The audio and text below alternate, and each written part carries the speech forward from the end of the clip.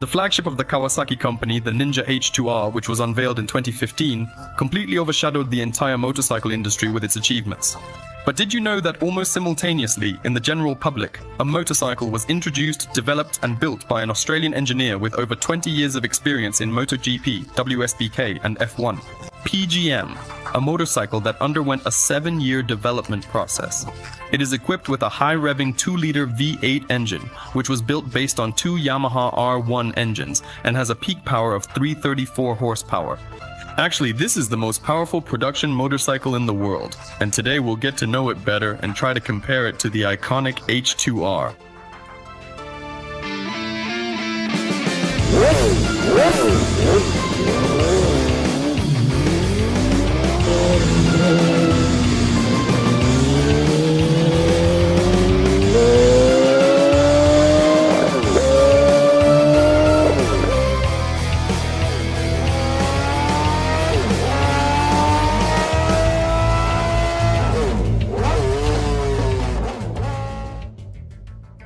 Paul Milani, an experienced Australian engineer, the creator and owner of the brand, gathered a team of 3 equally experienced specialists.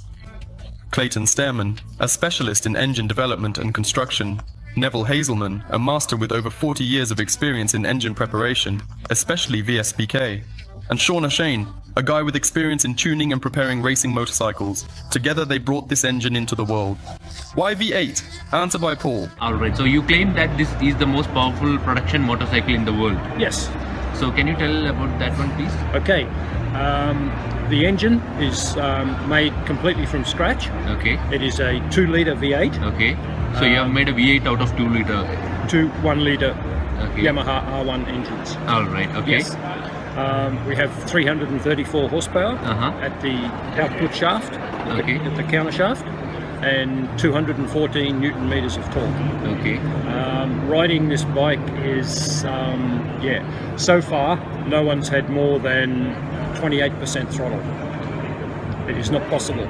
It's not possible No. to This will spin the back wheel at 200 kilometers an hour in 6 gear. Okay. In 6th gear, you are telling we can experience a backspin? Yes, backspin. 200 kilometers an hour in 6 gear. Yes. Okay, okay. The torque is absolutely phenomenal. So how do you compare this motorcycle with other big motorcycles like the H2R? For a start, the H2R is a 1-liter, Yes. 4-cylinder, but Yes. supercharged. Yes. So this one is naturally aspirated. Okay. If we wanted to put a supercharger on that, maybe we get 500 or 600 horsepower. But I am not interested in supercharging. Okay. That's, for me, cheating. Supercharger is cheating. Yeah, supercharger and turbo. You know, you take an engine, you bolt it on. Anyone can do that. But to build it from the beginning it takes a little bit more. Don't get me wrong, they are very legitimate way to get horsepower, but it's not really. Paul knew to get more power, turbocharge or build a mean naturally aspirated engine. And he chose a more interesting path. Together with 3 masters, he creates this productive engine. And as he claims himself, 334 horsepower is not the limit. According to him, you can easily take off 400 from him. And you just listen to this sound.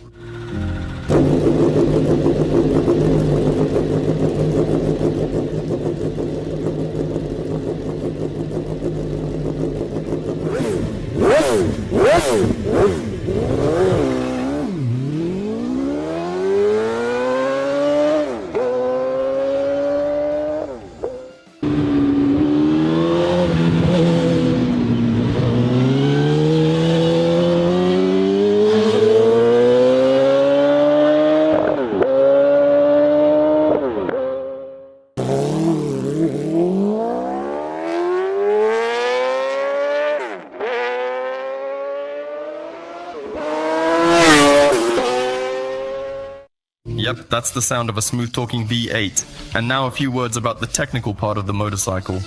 The engine is an 8-cylinder, V-shaped, with a displacement of 1996 cubic centimeters, with 5 valves per cylinder.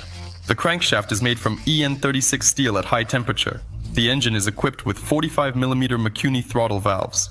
Motec provides the brains and software for this motorcycle. As mentioned, the engine produces 334 horsepower. We're very demanding when it comes to the quality of our products. That's why practically all the parts are made of aluminum, which ensures strength, durability, and high performance. The frame is made of chromoly alloy. Got myself some fancy Marzeccini forged aluminum wheels. The bike's appearance is entirely carbon fiber, and ultimately, a fully titanium exhaust system from a Krapovic. All this is to compensate for the relatively heavy V8. The weight of the motorcycle with all fluids and a full tank is 242 kilograms, which is only 26 kilograms more than the H2R. Just a reminder, H2R is a track monster that is not allowed on public roads, while BGM is a representative of the naked class. And yes, comparing them is a thankless task, so to speak, but their technical characteristics are just too close. And when it comes to the question of maximum speed, the manufacturer has a specific slogan in response, which is also a marketing strategy of the company, and it sounds as follows, and I must say it sounds quite good at the very least. And here is what Paul himself says about it. Okay, so you any reports on the top speed figures or something? Well, once again, this bike is as you can see, is a naked bike. Okay. And the problem with naked bike is, of course, that it has a practical top speed because of the wind factor. Yes. We are not chasing top speed. We claim that horsepower because that's what it is, and eventually the back wheels to start spinning. So top speed, yeah, if you put a fairing on it, for sure it would do 350 kilometers an hour. There's no reason why not. If you're looking for top speed, there are two things: power to weight ratio and aerodynamics. So, increase the aerodynamics of this machine. The power to weight ratio is already there. So, it turns out that our hidden antagonist, the H2R Ninja, is not much heavier than its opponent, but on the other hand, it has a higher peak power and significantly greater torque. But here again, it's about the target direction of motorcycles. One is a track sport bike, the other is a purely urban naked, but hardly urban, of course. And the approaches to motorcycle execution are completely different. One was handled by departments, while the other was designed by 4 people. In general, I'll say it again, you can't compare these motorcycles at all. But here's what I personally would look at, and I think you would too, is how fast PGM can go in a high-speed race, naturally with a fairing. So let's keep an eye on the fate of this monster together. Oh yeah, almost forgot. A significant downside of this motorcycle is its price, $180,000 US.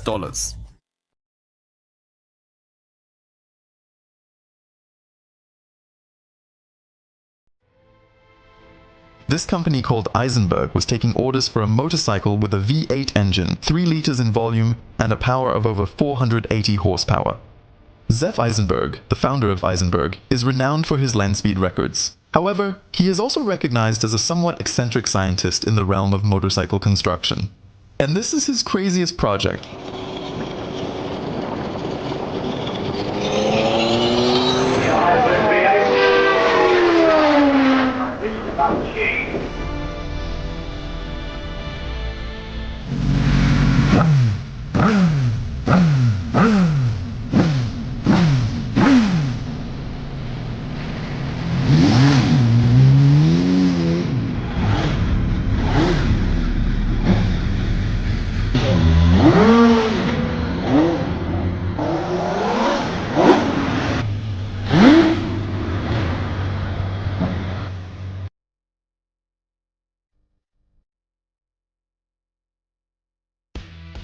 First of all, what is a V8 motorcycle and why did Zef probably build a better one? Take for example the Boss as the most famous motorcycle with a V-shaped 8. Did you see how big he is and his weight? His power does not seem as impressive when compared to his monstrous weight. There is an even crazier version of Rap with an inflatable V8 engine that boasts 1,000 horsepower, even more powerful, huge and ridiculous. And yeah, a motorcycle with an engine from a monster truck is definitely overkill. The most compact of them was the Moto Guzzi racing bike from the distant 60s. Then he naturally scared his pilots, outpaced suspensions, brakes, and racer skills for years. The most successful motorcycles suitable for use on roads with a V8 configuration are usually perfectly suited for large off-road vehicles or high-performance business sedans, were built in Australia. Jan Drysdale, a genius, built multiple incredible homemade motorcycles, including a series with V8 engines and displacements of 750 and 1000 cc. PGM with their V8 also performed excellently, squeezing a 2-liter V8 engine from two Yamaha R1 engines, with peak revs at 12,800 revolutions per minute into a lattice frame, taking out 334 horsepower from it and somehow keeping the curb weight at 242 kilograms. Zef came in a similar way to PGM, putting together a street fighter weighing 280 kilograms and with a power of 480 horsepower on regular fuel and 500 on high octane. Not only does the resulting motorcycle possess a record power-to-weight ratio of 1.78 horsepower per kilogram, but it also behaves and appears like a conventional motorcycle in terms of functionality and aesthetics. A very sleek and high-tech motorcycle.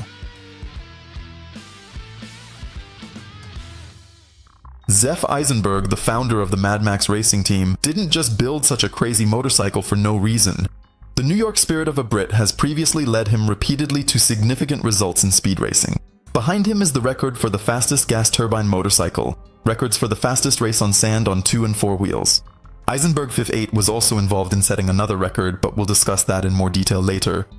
He is also a massive fan of TT Islandman. Zef sponsored racer Daley Mattison in a total of 3 TT0 races with high hopes and great expectations for the year 2019 on Nottingham University's electric motorcycle. However, Mattison died in the race a day before he was supposed to perform. To honor Daley's memory, Zef souped up his bike and set 4 world speed records on it in September 1919.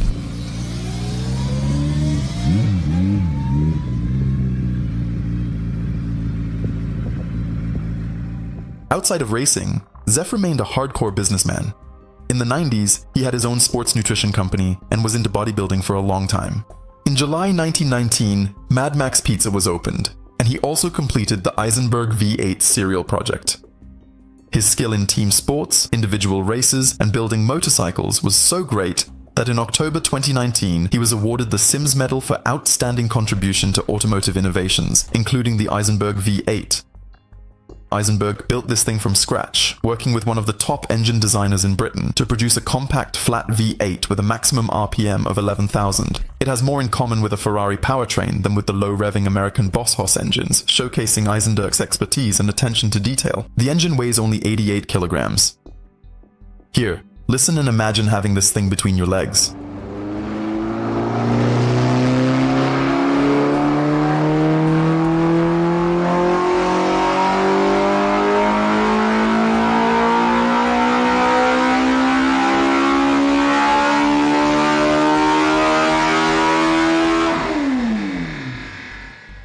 The company RPE, Radical Precision Engines, which stands for Radical High Precision Engines, is focused on enhancing existing serial engines and constructing distinctive motors derived from them. On their website, you can find info about the upgraded Hayabusa engine with over 220 horsepower and the V8 made from 2 Hayabusa engines, which delivers 430 horsepower and weighs only 22 kilograms more than the stock Bussy engine, which weighs 105 kilograms. Zef set his eyes on the last one. Together they built another version of the V8 with a volume of 3,000 cubic centimeters and a power output of 480 horsepower on regular fuel and 500 on high-octane fuel. But the most interesting thing is that according to their claims, they managed to achieve an engine weight of 88 kilograms. That's a whole 5 kilograms more than the stock Hayabusa 4.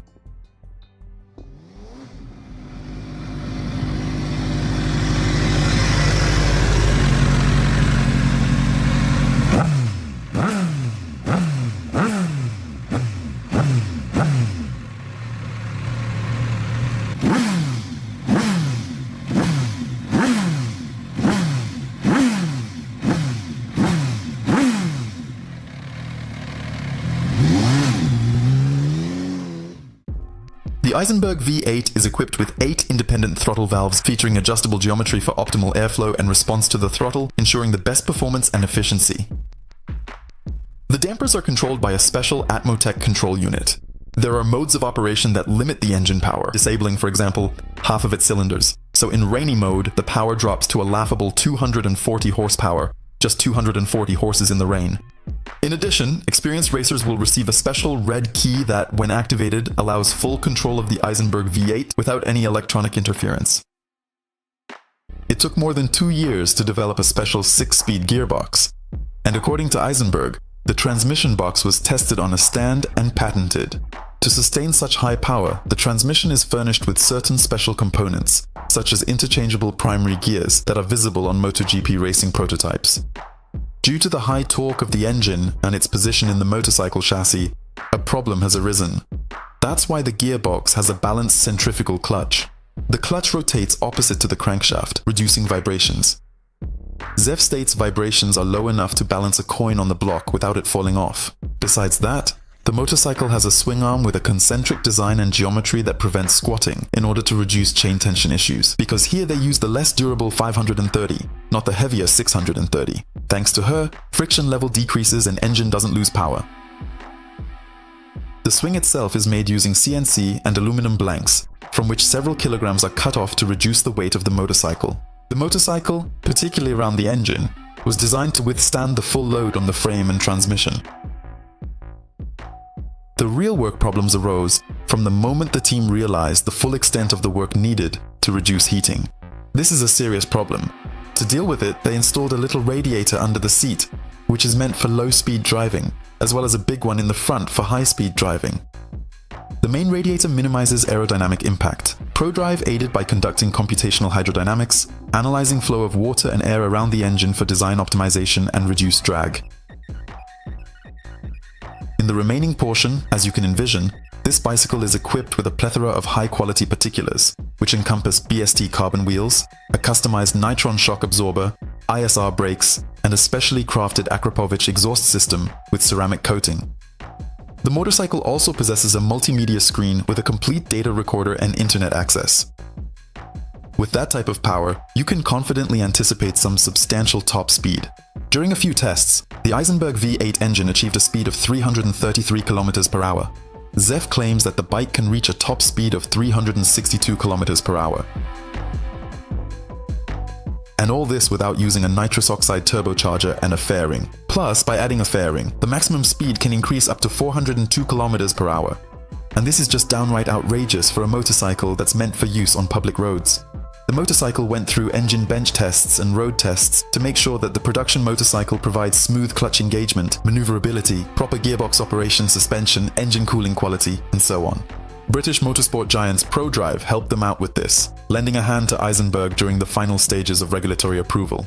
By the way, orders are only accepted from drivers who know how to handle power, with invitations to exclusive events. They were supposed to start producing motorcycles in 2020.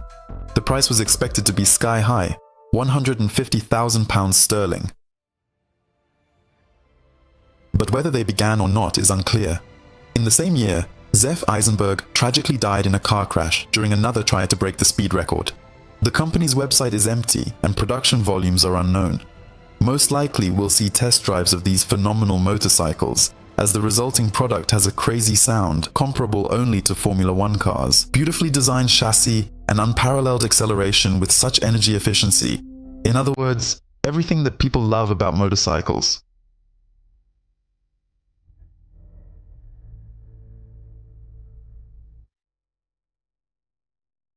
The school dream of an ordinary guy who was passionate about motorcycles, which suffered ridicule from his friends, subsequently forcing him to build a V8 motorcycle, travel the world on it, and set world drag racing records. He was called the Michigan Madman. He set 3 world records and entered history as the craziest motorcycle racer on the planet.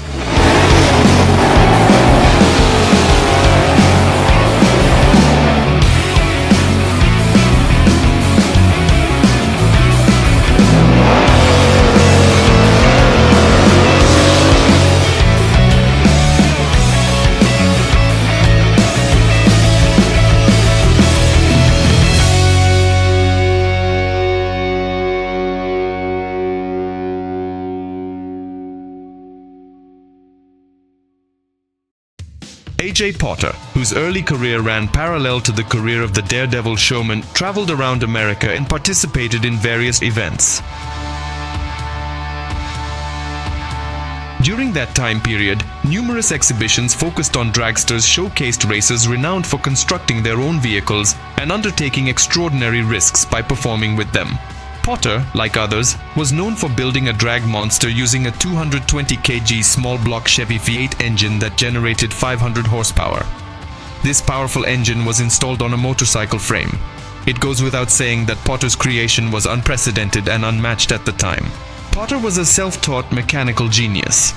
Usually he walked along the track either for the best time or for the highest speed recorded at the finish that day, aiming to set a new record. AJ did not want to win any prizes, he simply showed up and attracted people to come and observe him. Fans came not only to see how fast he was driving, but also because there was always a chance that it would be the last ride of the Michigan Madman. Extreme vibrations of a huge V8 motorcycle, the sound, constantly slipping rear wheel, which inevitably began to throw the motorcycle from side to side. All this and almost endless burnout until the very finish represented a unique spectacle. At the end of Potter's performances, fans consoled themselves with the fact that this time they almost saw his last ride and will definitely come for a ticket to the next performance of the Madman. Something like the American NASCAR, where viewers are constantly waiting for the next collisions on the track.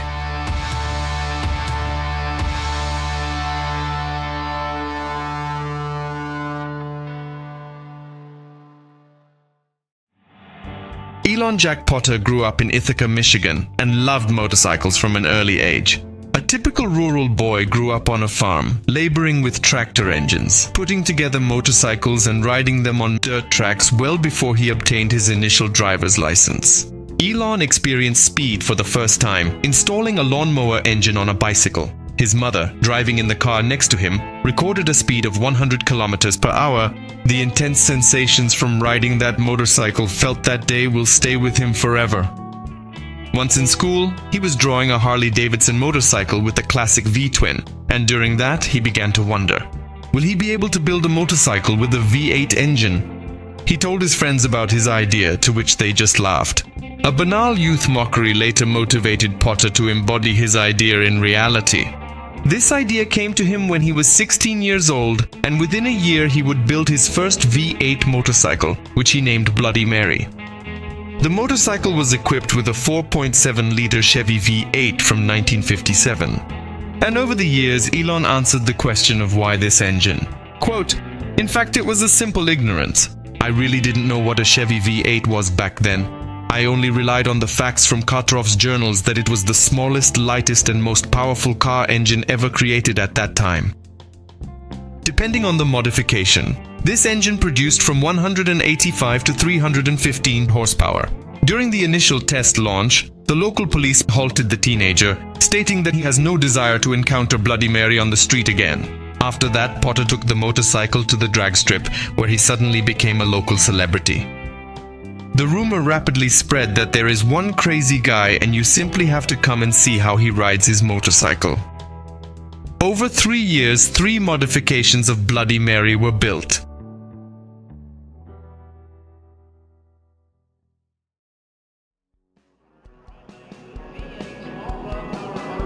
This bike is going into a museum tomorrow. This is the last NASCAR.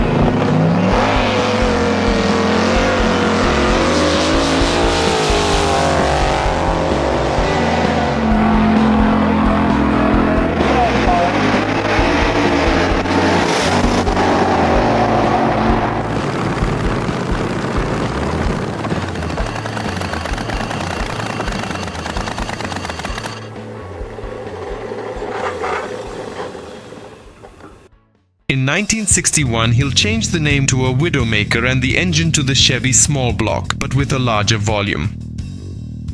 So, until the start of the 70s, Potter slowly installed Chevy V8 engines of growing displacement and concurrently established drag racing world records.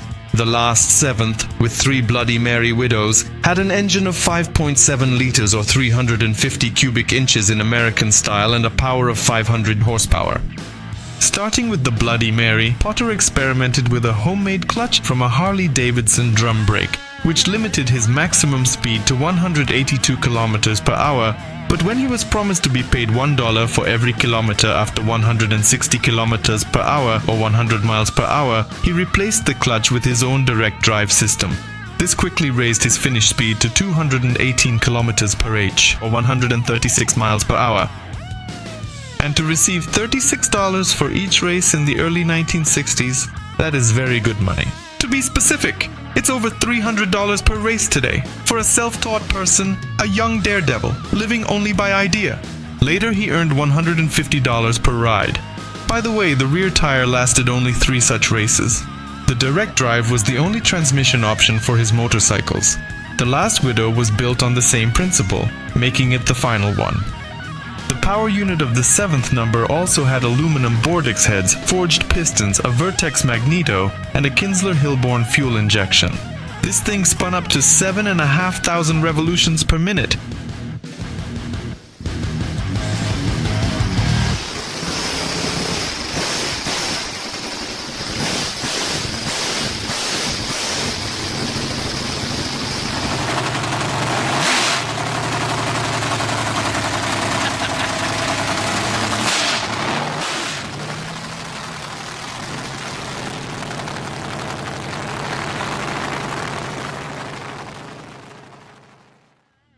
But how did this motorcycle start in races without clutches?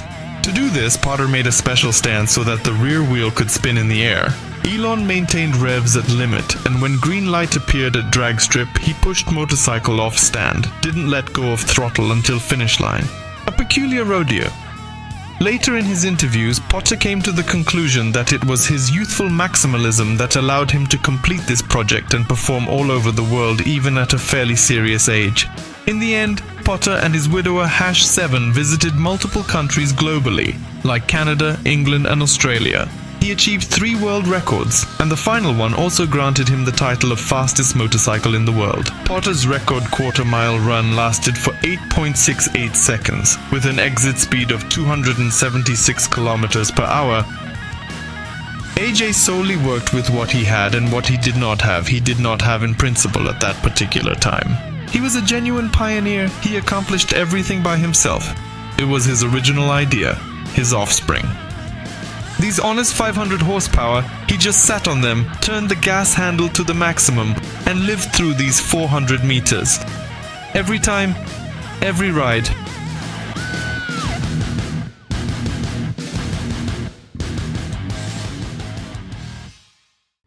A motorcycle with a Ferrari Dino engine, a cafe racer based on a V12 from 2 CBX engines, and an astonishing H16 engine. All of this is the hobby of the successful former racer Andreas Georgiadis, nicknamed George Greek. He stood out by racing and winning on a motorcycle he built himself, which had an engine borrowed from a Honda S600. Andreas Georgiadis continues to pursue a similar philosophy today in the construction of his world-famous fantastic motorcycles.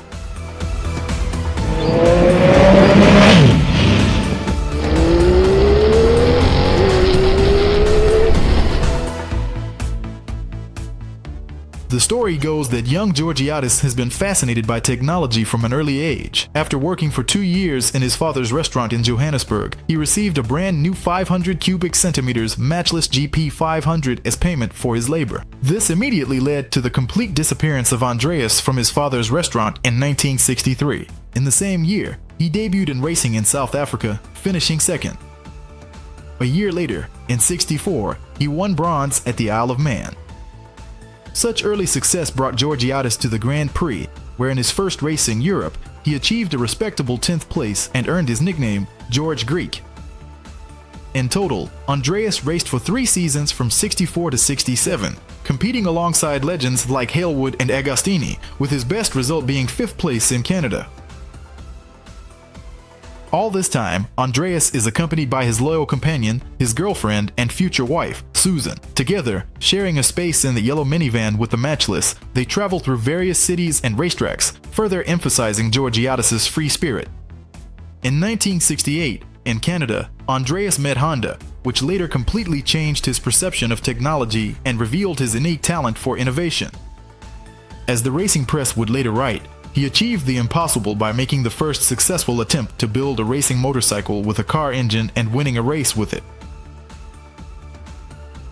This motorcycle became the AGS prototype, named in honor of his companion, now his wife, and it stood for Andreas Susan Georgiadis. Upon seeing the Honda S600 in Canada, Andreas remarkably realized that his small 4-cylinder engine would fit perfectly into the Norton Manx frame. Removing the water jackets, Andreas converted the engine to air cooling. Then, the cylinder heads were replaced with those featuring 2 overhead camshafts and 4 valves per cylinder from a Honda racing kit.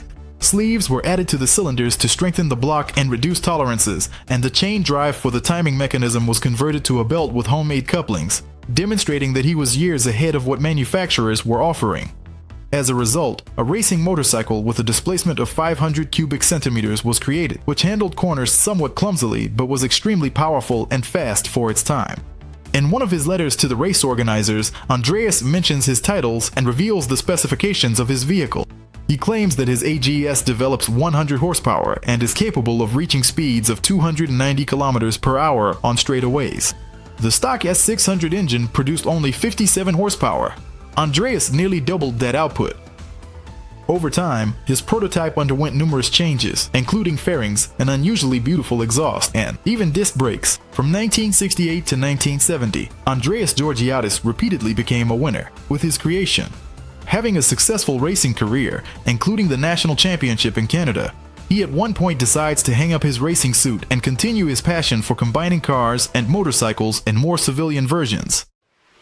From 1978 to 1998, Andreas built 3 custom motorcycles with Ferrari engines. The first was the Honda CBX, equipped with a 2-liter Ferrari Dino engine. This V6 appeared in the very first road car from Ferrari with a mid-engine layout and produced nearly 200 horsepower. The Dino engine originally had a chain drive, which was also modified over time, and the engine itself was adapted to accept the clutch transmission from the donor Suzuki motorcycle. It looked good and rode excellently, but something was still missing.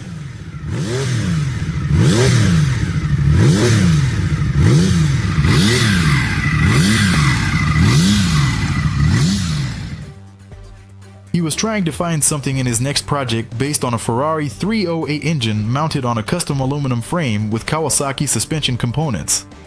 The rear wheel came from the Yamaha VMAX, but instead of a drive shaft, it used a conventional chain drive. The 4-cam, 8-cylinder Italian engine produced a reliable 250 horsepower and cost nearly $55,000 in today's money.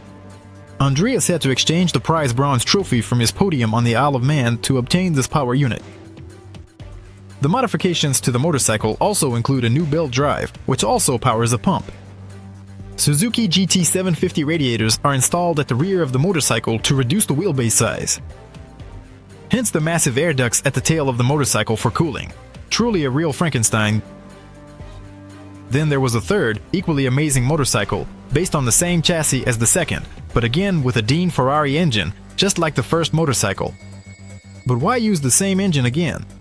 A new level was achieved by installing a homemade supercharger to bring performance to an unprecedented level.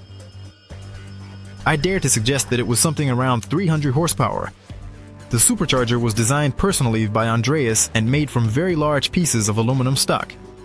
And it's a pity that there is no reliable data on the power of his projects. But even if we take the factory specifications of Ferrari engines and compare them to what was available in the two-wheeled market at that time, it turns out that Andreas was riding the most powerful motorcycles of that era, which simply had no alternatives. No slipping traction, no electronic aids, and no other soulless conveniences of modernity. However, the power is quite modern by today's standards. This all happened 30 years ago. Only true old school, only. Truly hardcore. Amazing! Georgiadis, of course, has not stopped searching for the craziest design by increasing the number of cylinders. Next, a V12 based on 2 Honda CBX engines appears on the drawing board. The front part from Yamaha, the rear wheel and brakes from Suzuki, and the transmission from Honda CBX, which he also used on the Ferrari V8.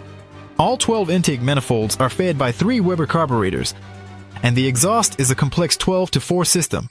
And it's really a beautiful and stylish motorcycle, which seems to have nothing superfluous. And, of course, the sound of the motorcycle. It's simply unique.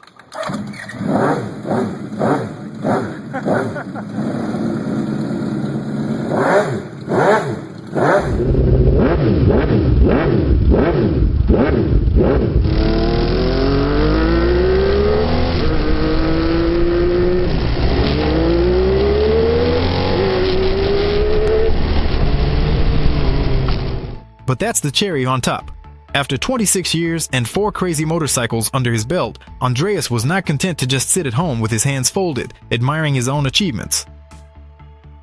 Georgiadis. Like many of the people I talk about on this channel, this person is a genius. He builds true old-school masterpieces that are unlikely to ever appear anywhere else. He is currently developing a unique motorcycle based on the so-called H16 engine. A similar design was used on a one-of-a-kind Lotus 43 car from the British Racing Motors team at the 1966 US Grand Prix. The experimental prototype brought victory to driver Jim Clark and is now considered one of the most unprecedented examples in the history of motorsport. The H16 is currently in an active development phase, and it is still too early to talk about it in detail. The only thing known is that 4 YZF-600 Thundercat engines became the donors for it. The basic engine design consists of 2 engines connected together to form an opposed 8, and then 2 such V8 engines stacked on top of each other are connected to a CBR 1000RR transmission squeezed between the crankshafts.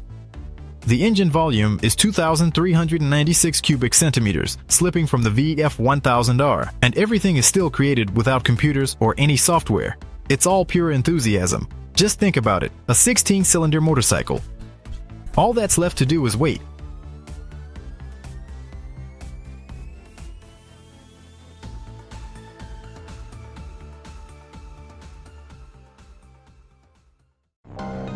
Dieter Hartmann Wertwein is the name of a German motorcycle enthusiast who managed to fit 8 pistons into an engine originally designed as Wertwein. After the accident that completely changed his life, he not only did not give up, but also continued to create unique designs with extremely unconventional and witty aesthetics. This is the story of a one-of-a-kind motorcycle with a very romantic name, Ducati Elenore.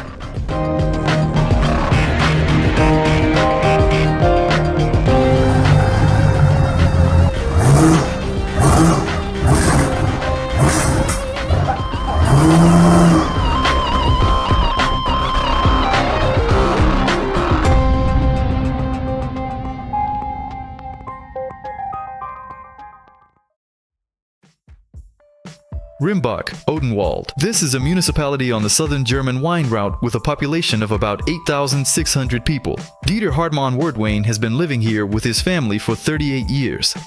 His wife Petra rides the Marini, while his son Fabian rides a Yamaha R6. Dieter owns a Ducati 900 SS and a Bultaco Alpina 370 with one unique advantage.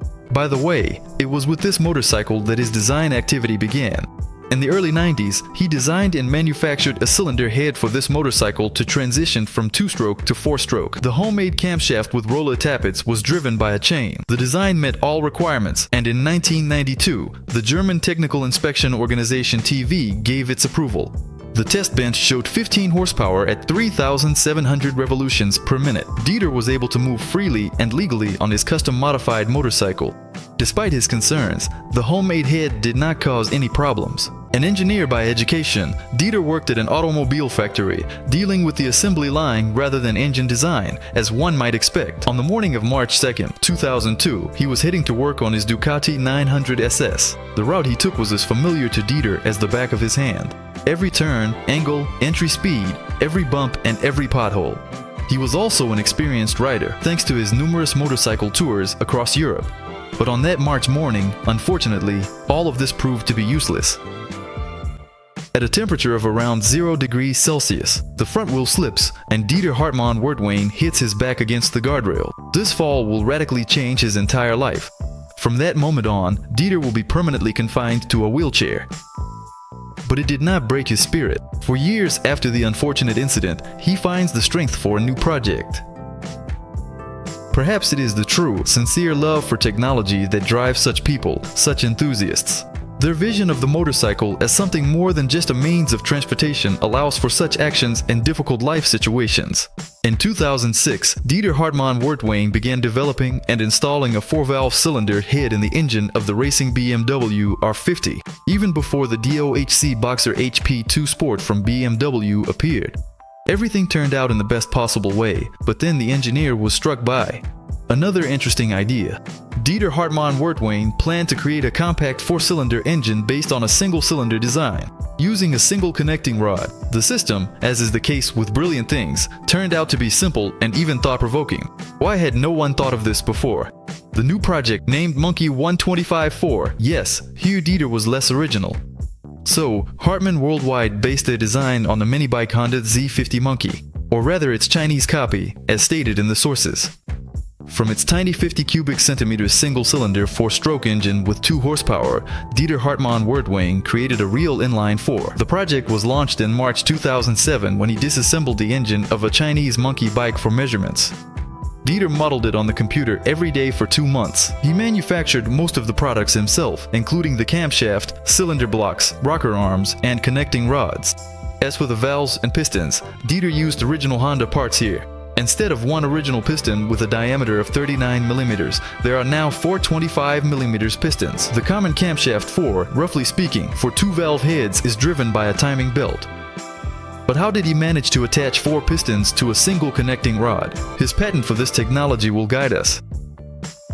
It shows that 4 single cylinders are mounted on a supporting base, which is secured in place at the cylinder through which the original connecting rod passes.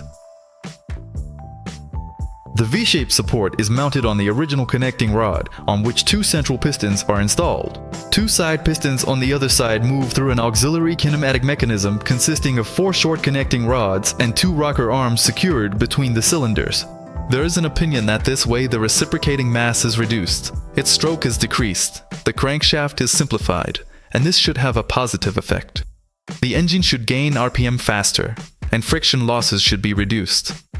But there is an alternative opinion that suggests there is a possibility of significant lateral displacement due to the ultra-short connecting rods. Moreover, such an engine will only be efficient at speeds above 10,000 RPM. Therefore, it is not very efficient and lacks durability.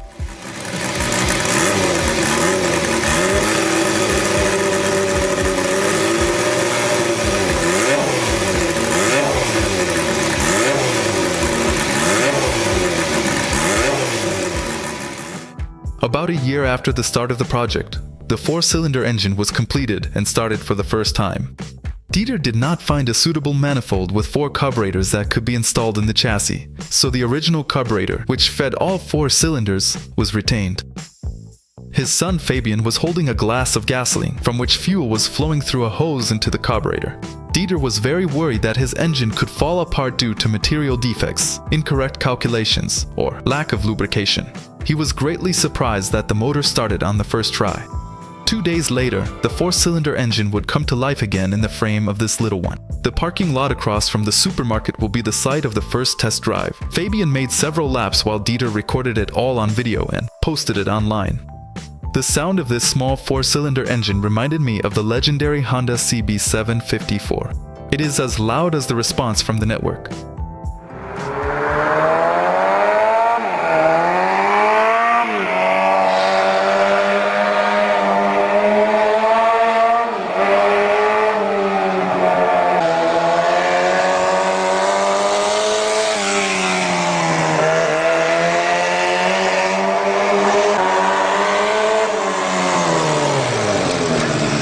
Six weeks after the first video, dozens of requests for test drives started coming in.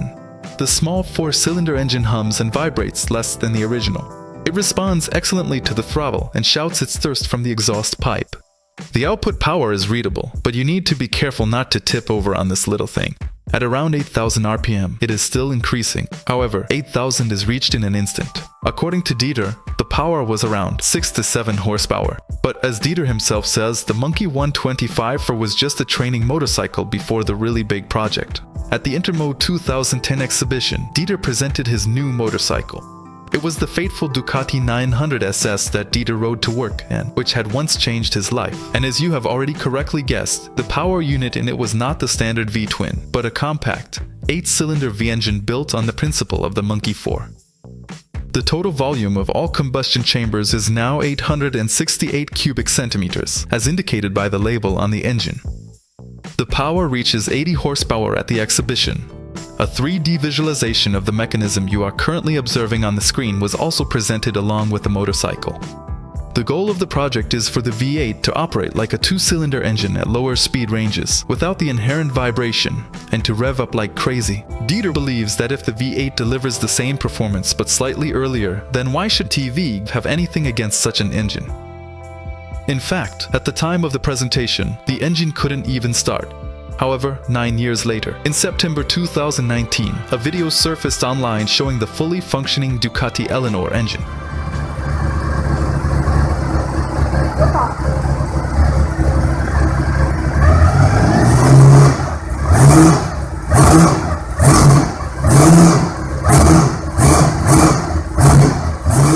In December of the same year, the following photos also appeared on official sources. This means that work on the Ducati Elenore is ongoing.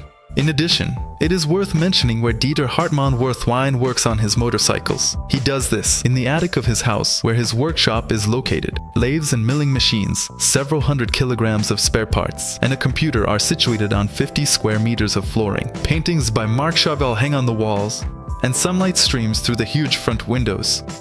The color mood that can only be found in delivery rooms. To this comparison, Dieter responds with a smile, because my child was born here. I will definitely keep an eye on the work of this strong and incredibly talented person, and I really hope that the Ducati, already Elenore, will change his life once again, but this time for the better.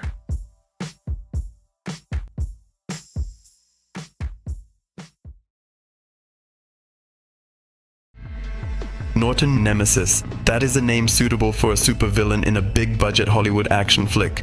And when he was introduced in April 1998 at the Dorchester Hotel in London, he undoubtedly appeared as if he had been constructed specifically to crush any other production motorcycle ever manufactured anywhere in the world. His engine was prepared to demonstrate it. This was an attempt to achieve global dominance.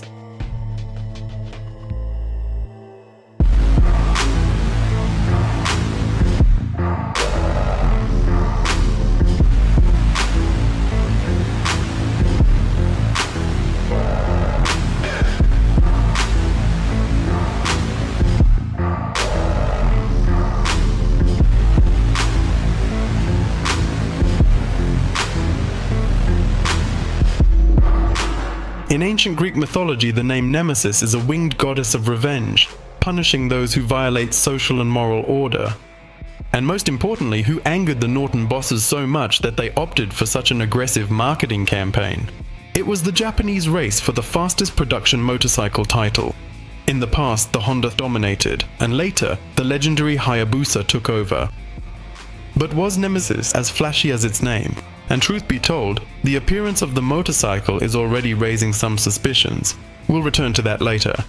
Now let's discuss the most important, the engine and the motorcycle's construction. Alvin Al Melling himself lent a hand. You can know the name of the British engineer thanks to the insane projects of car brands like TVR and thanks to Formula One. At that time, the Norton Company's rights were owned by the Canadian investment group Aquilini. In 1998, for their centenary, they urgently need the most powerful and fastest motorcycle on the planet. Initially, Melling was meant to collaborate with Formula March Engineering. There was a signed contract for engine construction by F1 experts. But as the deadlines approached, it became clear that these engines wouldn't be ready. After that, Aquilina had to make a compromise that Melling suggested. Quite wealthy people in Minneapolis, headed by Joe Novagrass, formed a company, March, using the March Formula One name. The problem is that when you do this kind of thing using investors, the investors want to see things happening very quickly. They don't want to wait till you get to the moon before they start seeing returns and so on. And I think really the thing started running out of time. And what I did is put these people together and brought Norton back, using British technology, American money, and everything's going to be okay, bring it into England. Melling suggested combining two 750cc engines into one V-shaped 8-cylinder 1.5-litre motor, which could be upgraded to a 2-litre volume and then installed in small sports or racing cars. According to sources, the 1.5 L60 degrees V8 engine produced 240 to 290 GP at 14,000 revolutions per minute, and all this with a bike weighing 212 kilograms. The expected speed was supposed to be around 360 kilometers per h. In the past, even MotoGP's two-stroke monsters had less power. That we can use different materials, like for example, a new Manx frame is magnesium. Some of the wheels are magnesium, the frame is magnesium, the engine is magnesium. It weighs absolutely nothing. It produces, I think at the present time, it's about 290 horsepower. Its speed capability of well over 225 miles an hour. It's got active suspension.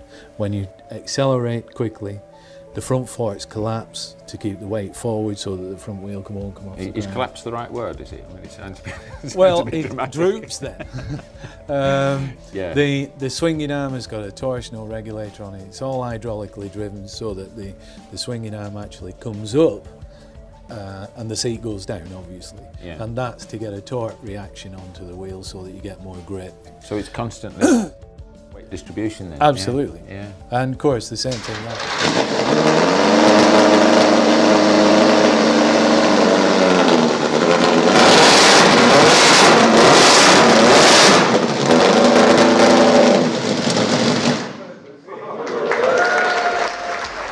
Another interesting detail is that the engine has 3 spark plugs per cylinder, a button system for gear shifting, disc brakes on the wheel rim, and rear view cameras instead of conventional mirrors. With that firepower and those technologies, the motorcycle would stand out among the competitors of the 90s. Yeah, and the 2000s. Another incredible fact is this motorcycle went from prototype to ready-to-ride bike in a few months. The only issue is that the motorcycle's appearance was highly controversial. Journalists at the grand opening of the model in the hotel unanimously criticized the motorcycle design. There's one really funny but accurate description. It's like a motorcycle that, when you look at it through a champagne glass while drunk, seems more realistic and right to you. The cost of one was supposed to be around £30,000 sterling in '98. And Al even assured the press that many collectors were ready to buy the motorcycle, which turned out to be untrue. Norton Nemesis, despite all its pomp and bravado, never made it into mass production. They say he even went. So the MCN journalists, adding fuel to the fire, claimed that in an exclusive test, the motorcycle went just over 320 kilometers per h. Someone joked that Nemesis was brought down from the mountain just for a few photos. The Norton Nemesis bike exists in one copy, located in the National Motorcycle Museum in Britain. And the icing on the cake in this story, as time has shown, was Melling's ridiculous prediction. In 10 years, all the major motorcycle manufacturers will be using V8 engines.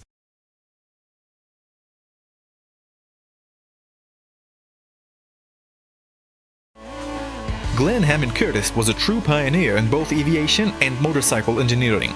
He was one of the key figures of the early 20th century. Being absolutely fearless and uncompromising, he installed an engine of his own design into a reinforced bicycle frame and rode it so fast that his record could not be officially broken for 23 years. And all of this was done over 100 years ago, at a time when the fastest means of transportation were trains. This is the story of the only motorcyclist in the world who holds the title of absolute speed record.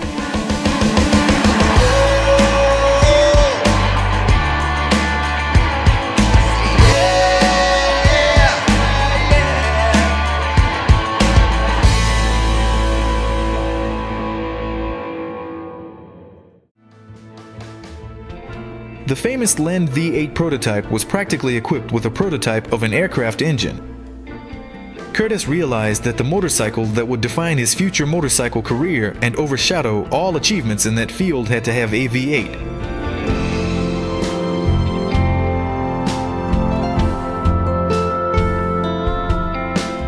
In response to several requests from early aviation experimenters, Curtis developed his first V8 engine. He then asks his team to build a motorcycle frame strong enough to withstand this engine and plans to see how fast he can accelerate. I remind you that all of this happened more than 100 years ago. People were just beginning to explore the airspace, and no one was even thinking about land speed records. At that time, the fastest things on Earth were trains no one thought about it. Except for Glenn Curtis. His ultralight V8 for its time had a monstrous displacement of 4.4 liters. It featured air cooling, a 90-degree cylinder bank angle, and an almost square ratio, meaning the diameter and stroke of the piston were nearly equal. The power of this machine reached 40 horsepower. At that time, Harleys and Indians were just bicycles with engines producing 2 horsepower. A huge 4-liter V8 and a steel frame. That's it. Oh yes, there was also a seat. No gearbox, no clutch. The drive was simply achieved through a drive shaft from the crankshaft, as at that time no belt or chain could handle such power. There was also no exhaust system. One can only imagine how loudly this beast roared. By the way, there were no brakes either. On January 23, 1907, on Ormond Beach, Florida, Curtis mounted this monster wearing only a leather suit, goggles, and a cap. At that time, there were no helmets, just as there were no brakes. People also believed that at such speeds, a person simply wouldn't be able to breathe.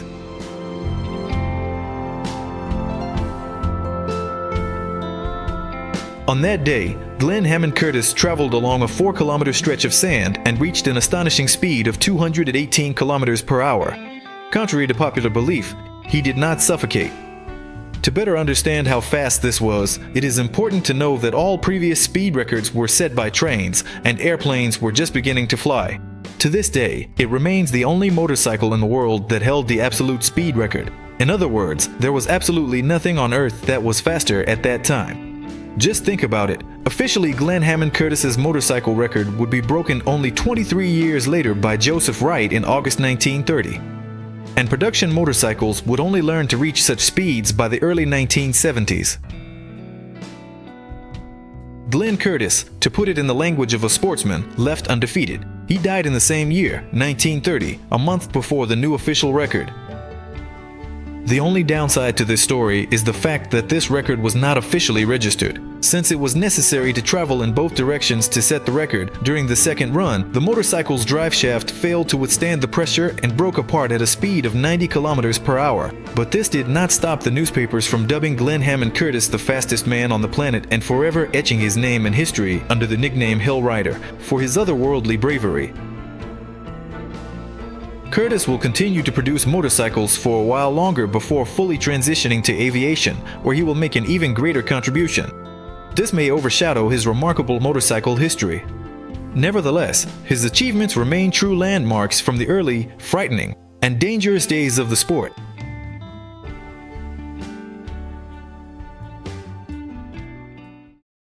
The Moto Guzzi 500 V8, or the Auto motorcycle, was developed by Giulio Cesare Carcan specifically for the Moto Guzzi racing team for the 1955 to 1957 Grand Prix seasons. The Auto engine had a V-shaped 8-cylinder engine layout with liquid cooling, with a displacement of 500 cubic centimeters and a separate carburetor for each cylinder. Engineers fit massive V8 into motorcycle frame weighing only 45 kilograms. Motorcycle total weight, 148 kilograms. Task accomplished. One day, Jay Lena made an interesting comparison. When you look at one of those Guzzi V8s all apart, it's like taking a watch apart, little tiny pieces. The motorcycle delivered a peak power of 78 horsepower at 12,000 revolutions per minute and was capable of reaching a speed of 300 kilometers per hour 20 years before this figure was repeated in Grand Prix motorcycle racing. By the year 1955, Moto Guzzi had already demonstrated its engineering expertise by designing motorcycles with different types of engine setups. To maximize publicity, the Moto Guzzi racing team's manager wrote a letter to the global motorcycle media detailing their Grand Prix plans, including a drawing of the new bike and inviting the public to speculate on its design. Only a small number of people guessed correctly, and Otto had an incredible public debut a few months later. However, the wheels, brakes, and suspensions lagged behind the engine, making racing on this motorcycle too dangerous, and the engine had constant issues. Jams, overheating, and huge expenses, which in 1958 led to its discontinuation. Probably the most amazing thing about the Moto Guzzi is that it went from a blank sheet of paper to a running engine in just 5 months. It's also important to remember that back in those days there were no computer technologies or modeling available for Moto Guzzi. Carcana sat at the table with a pencil, paper, and a calculator, and everything else happened in his head. The V8 engine was truly genius, but it also contained madness. A huge leap forward, too much uncontrollable power. Racers were simply afraid to compete on it. The main problem with motorcycles is that the technology has outpaced their time, and today it's a true legend in metal.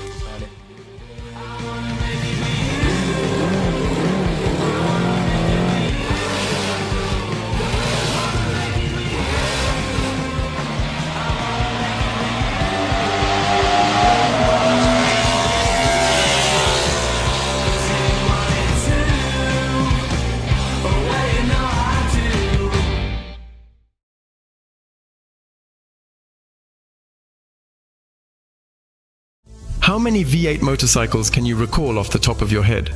Most likely it will either be the Grand Prix Moto Guzzi V8 or the ultra-rare NR 750. Both bikes have a strong sporting history. But what do you think of a compact, lightweight sport tourer with an elegant V8 engine Marelli V8? It was designed by automotive design gurus from Pininfarina. The engine was developed by Giancarlo Morbidelli himself, whose motorcycles have repeatedly won World Grand Prix championships. And from this tandem, probably the most controversial motorcycle in all of history was born.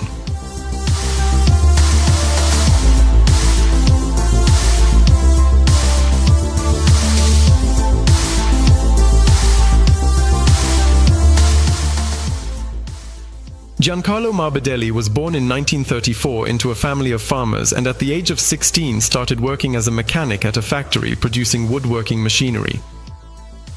In the late 1950s, he founded his own woodworking company. Later, having become a self-made businessman, Giancarlo steps away from the industry's global leader.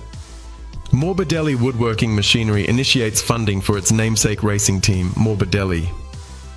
His sport motorcycles won 3 World Cups in the 125 category in the mid-70s. Then the coveted title in the 250cc class in 77 and another 125cc championship the following year. However, Morbidelli's fortunes declined when his 500cc inline 4s proved to be less triumphant, and by the beginning of the 1980s, his name had disappeared from racing. Perhaps Morbidelli got used to the taste of victory, and the time spent away from the spotlight stimulated him to create his dream motorcycle in the mid-80s. After 10 years of development, the motorcycle was presented to the general public. The costly 8-cylinder bike proved to be unprecedented. The Morbidelli V8 was designed to challenge names like Ducati and Bimota, but with an unparalleled combination of sportiness and comfort. Giancarlo wanted to create an exclusive sport tourer that would set him apart from everyone else. Perhaps that's why when designing the exterior, he sought Pininfarina, known for styling Ferrari and Alfa Romeo during that period of time. They made a motorcycle design so exclusive that public opinions were sharply divided. The first prototype, shown in 1994, resembled a fusion of an early Star Wars starfighter and a jet ski. Two-tone color scheme and twin headlights reminded many of Raccoon, creating negative association for some. Such a sharp public reaction to the motorcycle's appearance forced the company to postpone serial production for several years and conduct a restyling of the motorcycle. Another matter, Morbidelli engine. It was truly beautiful, compact, lightweight, and like nothing else. Basically, it was a smaller jewelry-like version of the renowned Cosworth V8, and this name already speaks volumes. The 8-cylinder V-shaped liquid-cooled engine had a displacement of 847 cc, a cylinder bank angle of 90 degrees, and a maximum power of 120 GP at 11,000 revolutions per minute. And it was set up not as a sports bike, but more like a gentleman's sport tourer. The engine was light, quiet, and very smooth. A 32-valve engine created a captivating mix of power and balance. The motorcycle, weighing 200 kilograms, could accelerate up to 250 kilometers per h. What a sound it was in those years. Yeah. Yeah, not as much as the BMW. You can see it's worse. It was indeed the engine that was the exquisite gem of this motorcycle. The intricately intertwined exhaust headers seemed smaller than they should have been, and the relatively small diameter muffler made the motorcycle appear even larger than it actually was. And how much did the logos on the engine and swing arms cost? By the way, a console swing arm with a driveshaft inside was chosen as the drive option. The transmission is 5-speed and the suspensions are 43mm GCB and a rear monoshock from the same company. Oh, there were also features like an electronic cockpit with a poorly readable digital tachometer and electrically adjustable rear-view mirrors. And of course, a woodworking specialist could not help but make a dashboard with a walnut effect. 98. The final version of the motorcycle was revealed. The design no longer provoked rejection. Honestly, they didn't ask for the moon, but a new problem arose: the price of the motorcycle. Morbidelli named it at $90,000.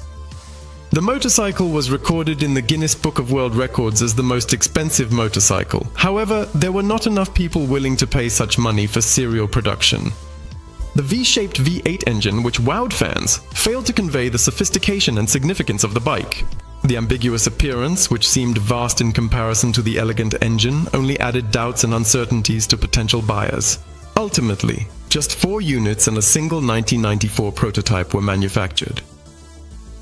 The idea of a distinctive lightweight and compact Italian sport tourer largely remained just an idea. Injured by the hostile reaction to his brainchild, Giancarlo soon lost enthusiasm for creating the motorcycle.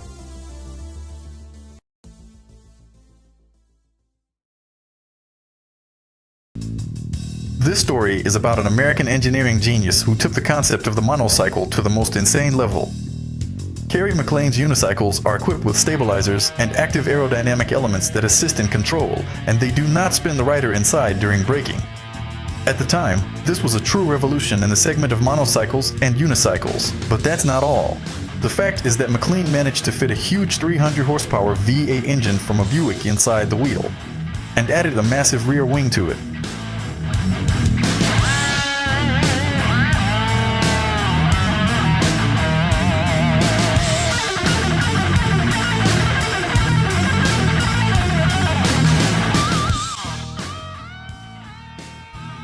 Carrie McLean is an American inventor. He comes from a family of 7 mechanical geniuses. His father helped design and build the very first personal helicopter. Carrie followed the same path when he worked in the experimental engine department of a major manufacturer of jet turbine engines. Carrie McLean always thought very outside the box. He is an extremely talented and gifted artist, designer, and builder. In fact, Carrie McLean is a devoted fan of motorcycles, speed, and extreme riding. However, building a custom bike for him turned out to be a much more challenging task than cobbling together a one-wheeled vehicle from available materials. Perhaps, like any genius, McLean was simply lazy enough. The idea appealed to the Americans so much that soon he transitioned from a homemade contraption to a legal and sought-after production favored by eccentric audiences. My name's Carrie McLean. I live in Walled Lake, Michigan. I've been doing this a long time. I've been making these since, actually my first one's like 1970, but I've worked on it for a long time, a lot of different ones. And this one has like a urethane for a suspension system and has a dual piston hydraulic brake. And it's originally a 5-horse Briggs, like the kids are using on the junior dragsters, you know? So I have good throttle ability off the bottom.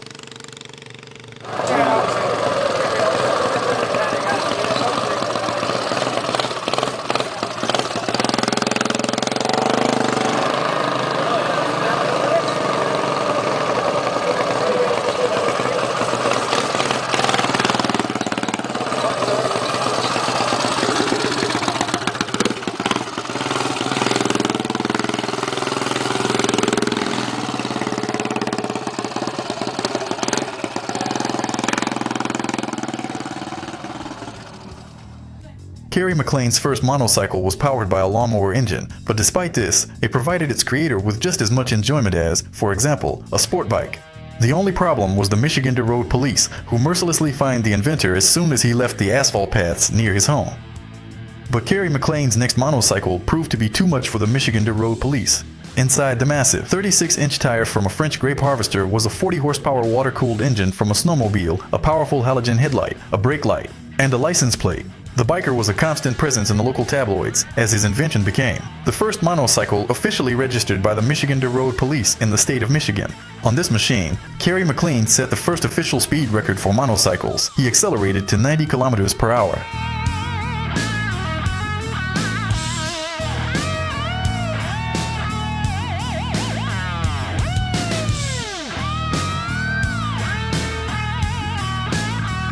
Michigan is indeed known for its unconventional thinking. A.J. Potter, nicknamed the Michigan Madman, is a vivid example of this.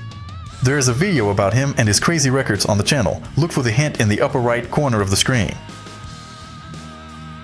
That amusing record was shown in America on many television channels, and orders started pouring in for McLean. He founded his own company and began producing a commercial monocycle with a power of just 5 horsepower and a price of about $8,500. But in Carrie McLean's garage, there are also 2 super monocycles with V8 engines from Buick, the McLean V8 and the McLean V8 Rocket Roadster. The construction of these record-breaking monsters was sponsored by Panda Precision. Their power is wisely not disclosed by the author, but we know that such cars were equipped with engines with a potential ranging from 325 horsepower to 370.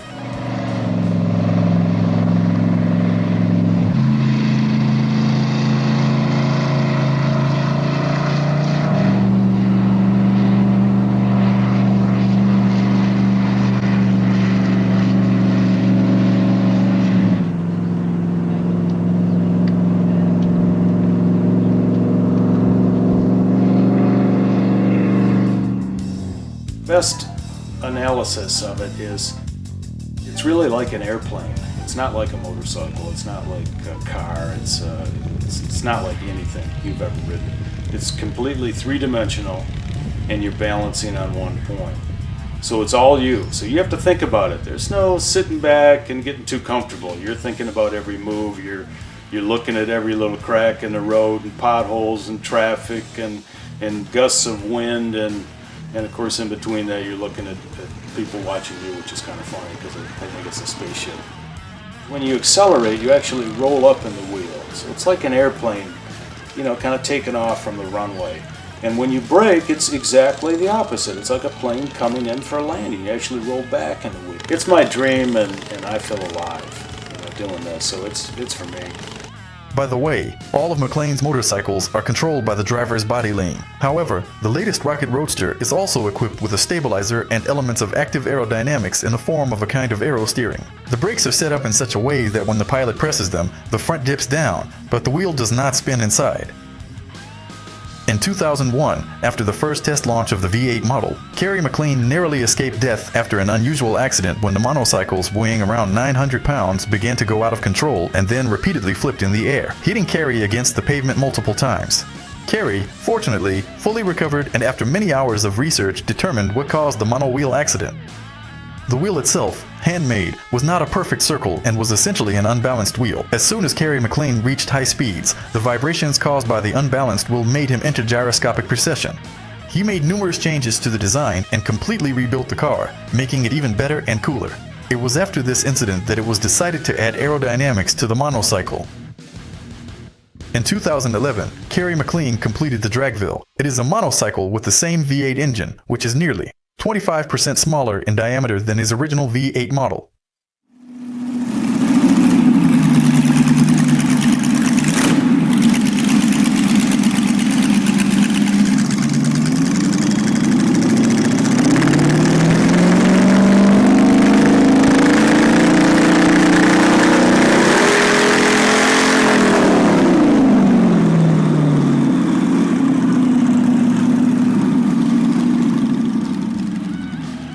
The design solutions applied by McLean far surpassed the experience of previous monocyclists. Carrie McLean's achievements were as successful as they were impressive. Not only did McLean, the inventor, move the evolution of monocycles forward for the first time in 60 years, but he also managed to earn a good profit from it. And the constant experiments with engine size unequivocally lead him to a new speed record in this field.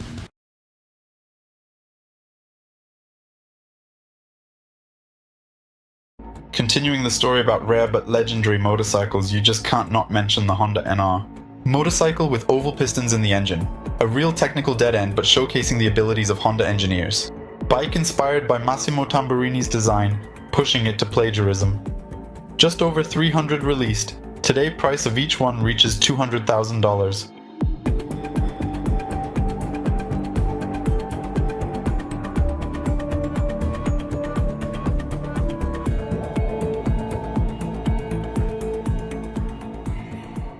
It all started in 1978 when Honda decided to make a comeback in Moto GP. However, the company did not have a motorcycle for this particular situation after a 12-year hiatus, so Honda engineers had to begin the process from the beginning.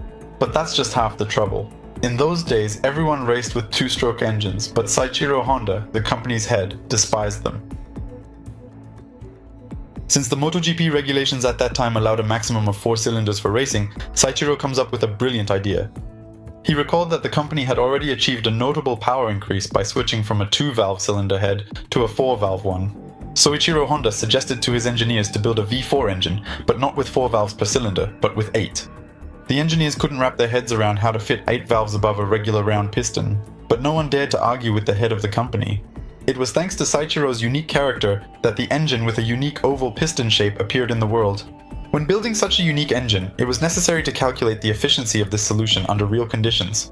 Pay attention to the friction force, temperature regime, and the thermal deformation associated with it. The team was constantly plagued by issues due to poor manufacturing quality and fitting of parts. But the engineers didn't pay attention to these aspects, because they just wanted the engine to start up as soon as possible, which led to constant breakdowns and failures. Nevertheless, the team gradually tackled one problem after another, and already in 1979, Honda returned to MotoGP with a brand new motorcycle NR 500. NR stood for New Racing, equipped with a 32-valve V4, an aluminum monocoque frame, and a telescopic cartridge-type fork. The motorcycle surprised literally everyone, except its developers.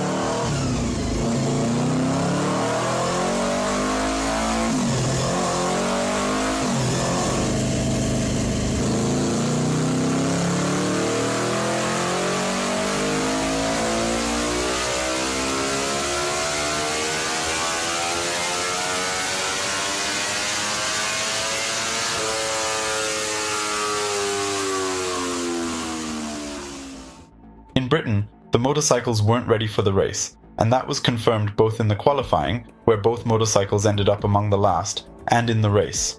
At the last French stage, the racers couldn't even qualify.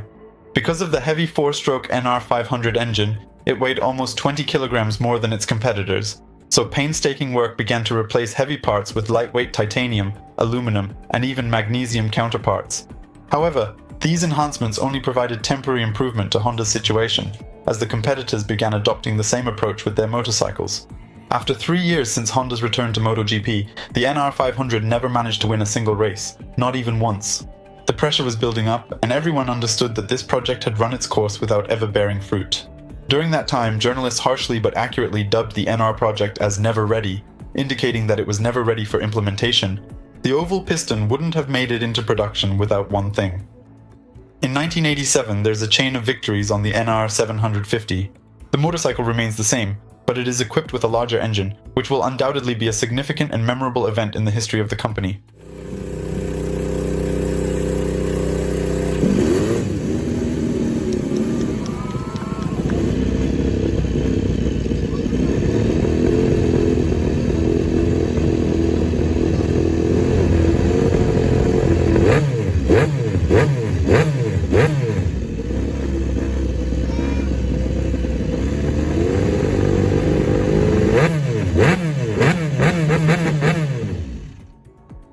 The concept of an engine with oval pistons has proven its right to exist. It took a whopping 5 years for it to finally reach mass production.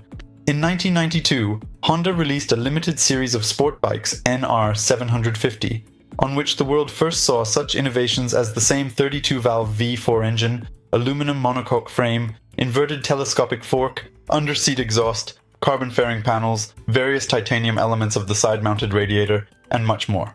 Honda was particularly proud of the continuous flow of power throughout the entire rev range. The engine started from scratch. At 3,000 revolutions per minute, it delivered a confident 45 newtons, and at 6 it was 56. The short stroke of the oval pistons, with a high compression ratio, led to the power unit gaining speed rapidly, yet consistently in a linear manner. Even when the tachometer needle approached the red zone, there were no signs of tension, man. The gears were running smoothly and effortlessly. The meaty 45mm inverted front fork is very energy intensive with outstanding feedback and handles unevenness even during hard braking. The ProLink rear suspension sticks the Michelin to the asphalt, transferring all the power through the contact patch. By that time, there simply wasn't a better suspension than the one on the NR 750, and it will take decades for Öhlins to be able to use all of its racing developments for peaceful purposes. Enure had a smooth but instant response from the engine to the throttle when accelerating out of turns. On top of that, it's very easy to control and precise. Amazingly, NR became the first Japanese 750cc motorcycle with multi-point electronic fuel injection. And compared to the sharp reactions of flat throttle carburetors, which were already very common at that time, it appeared like a turner against the back singers in the local hub.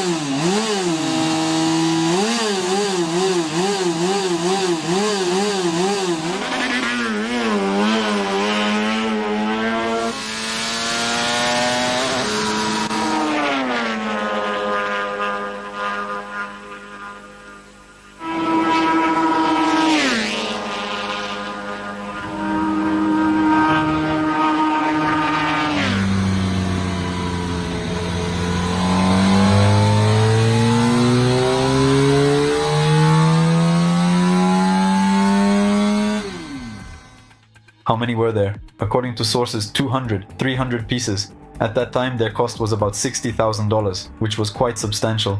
So they all settled in museums and private collections. But one way or another, Honda has fulfilled its duty. Implemented racing tech in mass-produced product, no significant achievements in sports. She left her mark on motorcycle history, making an everlasting impact.